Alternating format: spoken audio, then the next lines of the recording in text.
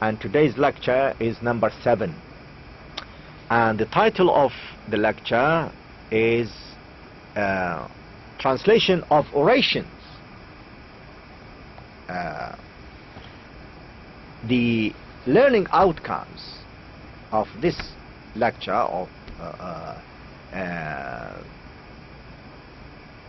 are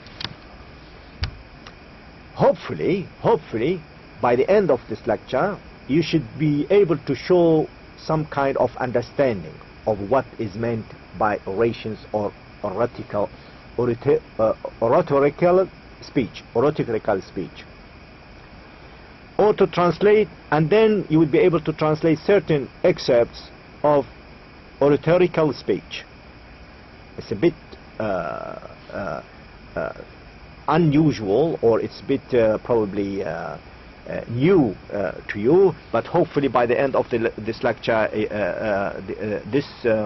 the translation of orations will be clear to you. First of all, let's talk, or let's understand what is meant, what is meant by oratory. Now, an oratory is an elaborate and prepared speech. It is the art of swaying an audience by eloquent speech. Very simple. Now, you prepare a speech and you try to make it as eloquent, as good as possible, so that you convince people with your views. If you want me, sway means change my views so that I can follow you and I can accept your views. It's an art. It's really like a speaker. He is, for instance, in ancient Greece, for instance, and Rome, oratory was included under the term rhetoric, which meant the art of composing as well as delivering a speech. When you say the rhetoric of this speaker is excellent, you know, for instance, the rhetoric of Dr. Al-Qarni is very powerful. He addresses people in a very eloquent way. Again, I mean, there are so many people around here, but let's talk about in ancient Greek and in ancient Rome. There were great orators, if we call them. They are called Cato the Elder and Mark Antony and Cicero. They were really very good orators. When they spoke, they made people rise. Why? Because they used certain rhetoric. So this is what we mean by oratory or orations. Now, the theory of rhetoric was discussed by Aristotle long time ago, and it means really it means to be able to persuade people. It means to be able to achieve condemnation or approval of a person's actions, or to be able to persuade people while you are giving any sermons or ceremonial occasions. So orations could be used in these three cases: to persuade an audience, to approve or disapprove a matter of public policy, or to display a rhetoric used as a ceremonial occasion.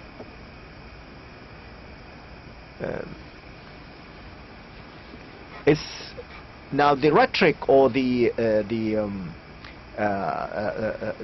concept of rhetoric then was used by people who came after the Romans, then after after Aristotle, and even in the Middle Ages during the Renaissance and the Reformation. Oratory was generally confined to the church, which produced soul-searing orators such as Martin Luther. I'm sure you have heard of Martin Luther, who was a good speaker, and he was a good orator. And why? Because he used elaborate and prepared speech, and he managed to sway people, sway the audience. By what? By his eloquent speech.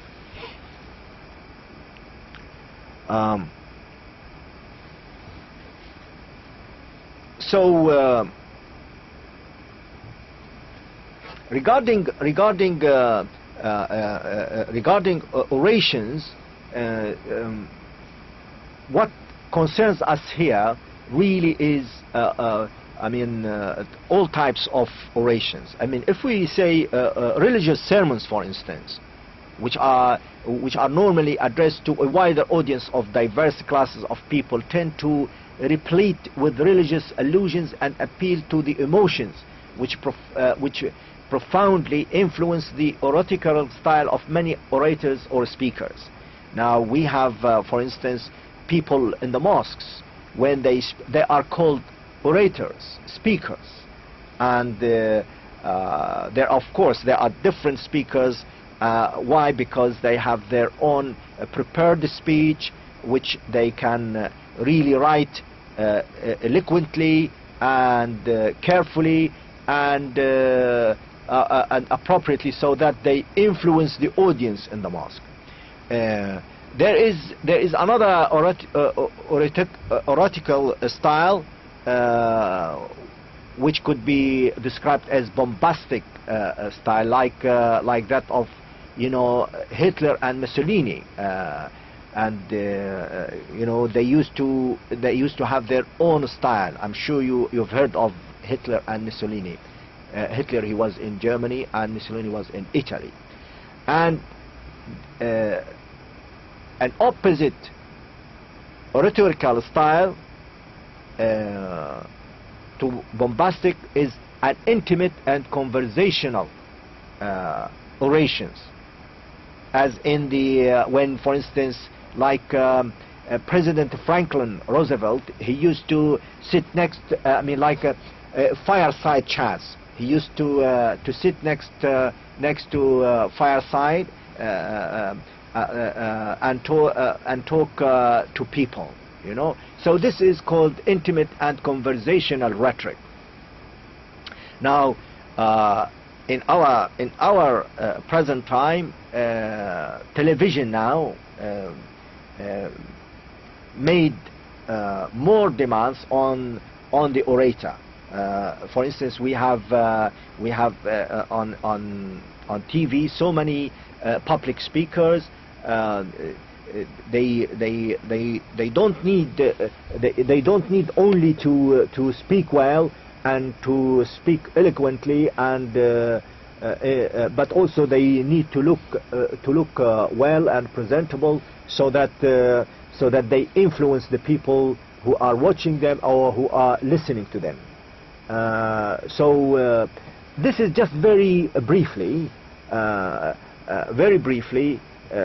an introduction about what we mean by orations or oratory, and I hope that that you now understand what we mean by it, because you cannot translate an oration without really understanding the meaning of an oration, the characteristics of an oration, the features of an oration.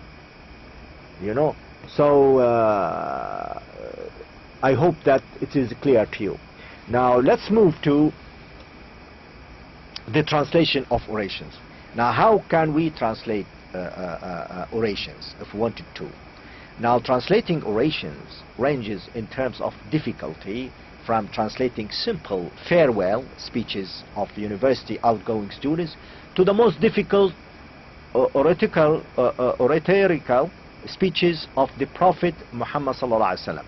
Our main concern here is the translation of religious orations. I would, however, like to start with the following general example of orations, trying to analyze it with you as you warm up for a more advanced type of rhetoric. Now, we have general orations,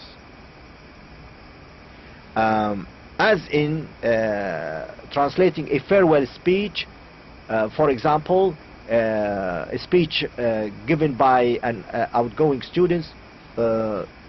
This kind of a speech, hopefully when you graduate, inshallah, hopefully you will be able to give or to deliver a speech in front of so many colleagues of yours. And this kind of rhetoric or this kind of oration or this kind of speech tend to be emotive, with hints of gratitude and appreciation, along with expressions of future prospects of both the audience and the outgoing students. So when you understand that these are the main features of general oration, then you would be able to translate it. Now let's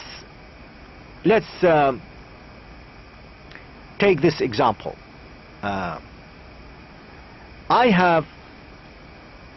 have included to you here this example in English, and I'm going to take part of it to see how we can translate it into Arabic. This example is short and adapted of an outgoing student speech addressed to outgoing student at their graduation ceremony in the UK, and see how you would translate it into Arabic. Now this is an exercise for you. Try it out, but before you see the other slide. Now here, look. But before you look at this slide, try to translate it yourself. How would you translate distinguished guests, ladies and gentlemen, my fellow students, good afternoon? Would you translate distinguished guests, ضيوفنا الكرام, or ضيوفنا المميزين? Ladies and gentlemen, would you translate it سادتي سادتي, or I don't know, أيها السادة, أيها السيدات, or السادة الحضور? My fellow students, زملاء الطلاب, أصدقائي, أصحابي. It's up to you, but you need to take into account the features of orations. You need to take into account the equivalence. You need to take into account the communicative purpose. If you say أصحاب الطلاب, does it make, I mean, would it give the exact effect you want to give? So this is just a sample translation. Good afternoon. Would you translate it here in Saudi Arabia to مساء الخير? Or would you say Assalamu alaikum wa rahmatullah? You know, you need to balance it. You need to really, you need to be aware of all these connotations. Not only linguistic connotations, cultural, social, conventional. Now, I'm greatly honored to be chosen to stand up here to represent my fellow graduates and welcome you to our graduation day. I know some of you might come up with a better translation than this. I'm sure some of you might come up with better translation. This is just a sample. This is an example. And you can tell I'm greatly honored. يشرفني إنه لشرف كبير لي يشرفني تشريفا عظيما. I don't know. I mean, I leave it to you. But you need to be able to come up with a translation that would attract the attention of your audience. And the way you present it, the way you speak it, the way you give your orations or rhetoric, you know, is very important. So I don't want to go through it word by word, but this is just an example. Compare the English and with the Arabic and see for yourself. But please, you know, I would like you to translate this slide. I would like you to translate the whole orations or the whole speech into Arabic at your own convenience. But please translate it and compare your translation, especially the first with this example. You know, the first bit, the first two paragraphs. All right. Now we move to religious orations, but this type of religious orations is non-prophetic type. In other words, I mean, the style is different, but it is religious, you know. But of course, it is not the style of the Prophet ﷺ. And let's see how you would translate a speech by Umar ibn al-Khattab radiallahu anhu. Look at the following short rhetorical speech by our great Khalifa Umar ibn al-Khattab, may Allah be pleased with him, addressed to the army leader Abu Ubaidah bin Mas'ud al-Thaqafi while he was getting ready to liberate Iraq in 13 Hijrah. How would you translate an oratory like this or like that of Umar into English and achieve equivalence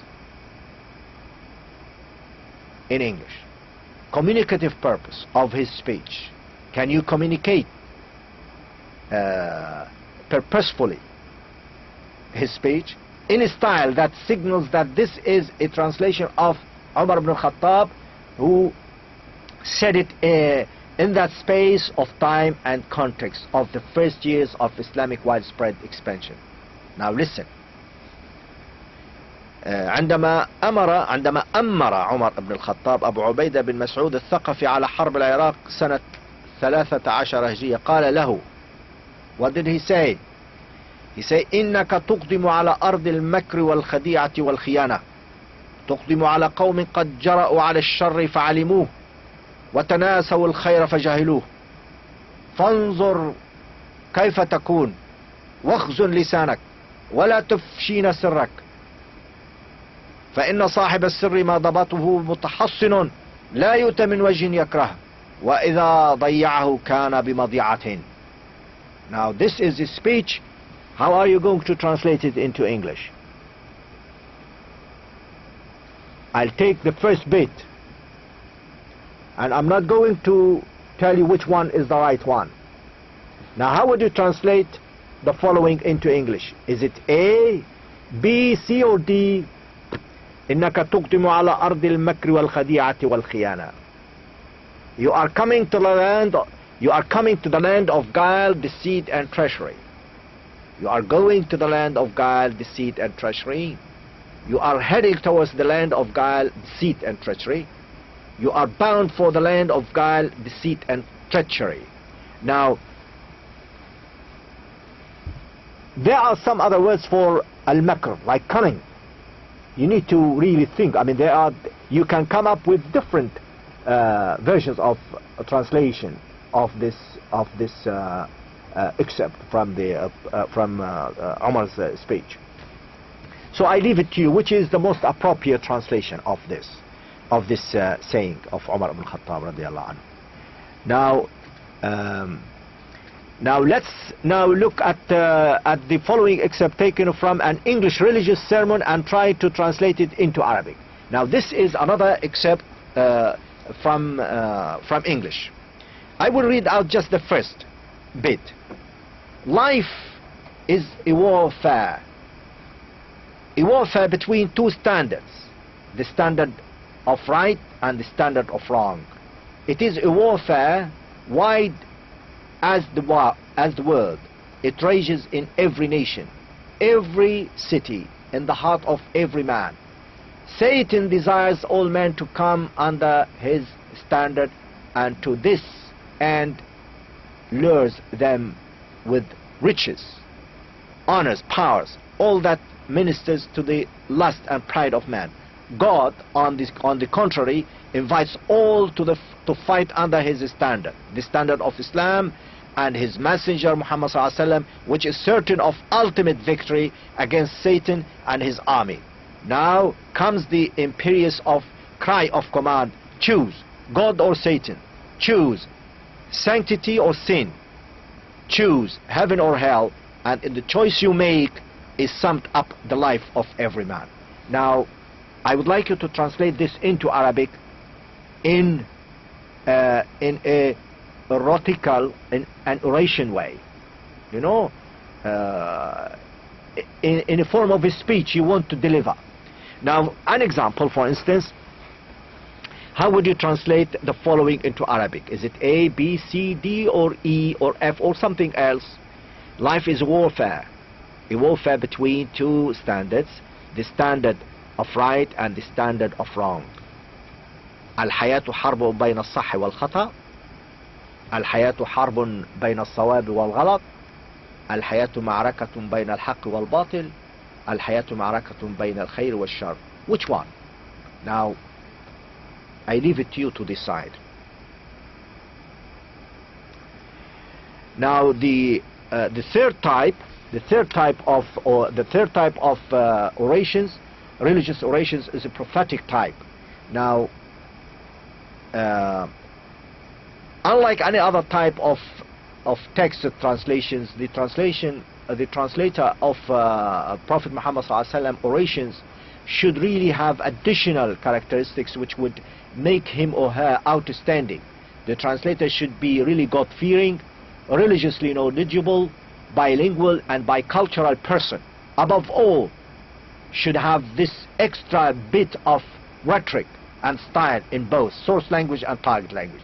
Now, how are you going to translate the Prophet's last sermon into English? Now look at, for instance, this is part of it. I would like you to see whether we can achieve equivalence, approximate equivalence, achieve communicative purpose, and achieve a good style. The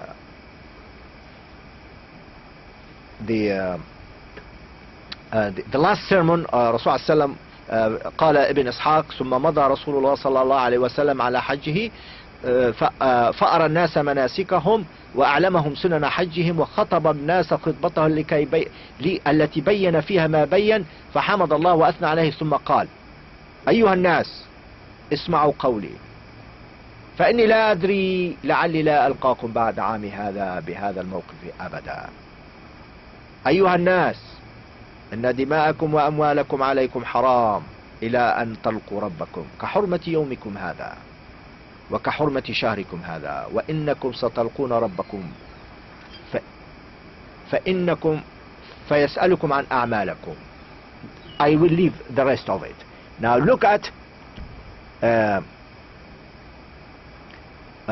this is the whole sermon. I will leave it. I'm not going to read it out for you. I leave it to you. But now listen or look at how I translated this. أيها الناس اسمعوا قولي فإني لا أدري لعلي لا ألقاكم بعد عامي هذا بعد عامي هذا بهذا الموقف أبدا. O people, listen carefully to what I say, for I don't know whether I will ever meet you again here after this year. You know, so compare this translation and the second part as well. You see,